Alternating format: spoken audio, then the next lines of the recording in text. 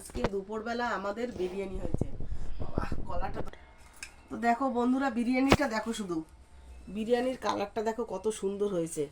এখন বিরিয়ানি এটা আমি থালে বেড়ে নেব। আলু ডিমগুলো গামলায় রেখে দেবো।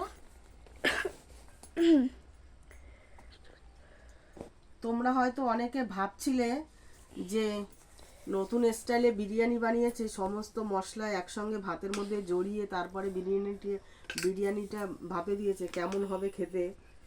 কিন্তু এরকম করে একবার বাড়িতে বানিয়ে দেখো, খুব সুন্দর হয় খেতে।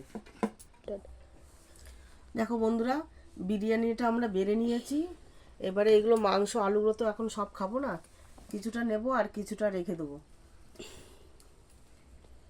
আমাদের দুইজনের, মা আর বেটির দুইজনের বিরিয়ানি বেড়ে নিয়েছি।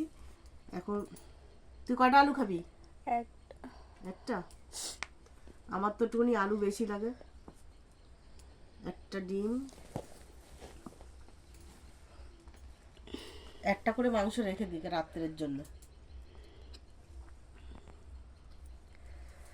তো আমি বিরিয়ানিটা ভালোই বানাই।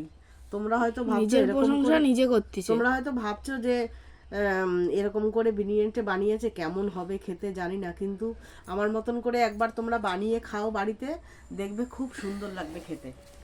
খুব সহজেই এই বিরিয়ানিটা বানানো যায়, আর বেশি ঝামেলাও হয় না, কম ঝামেলার মধ্যে দিয়েই বিরিয়ানিটা বানানো যায়। তা এখন খেয়ে দেখবো বিরিয়ানিটা কেমন হয়েছে। স্যালাড নেই আজকে আমাদের স্যালাড নেই, স্যালাড আনতে ভুলে গেছি। সকালবেলা গিয়েছিলাম বাজারে, তো আমি পাইনি বাজারে, আর এখানে তো সবসময় হাট হয় না।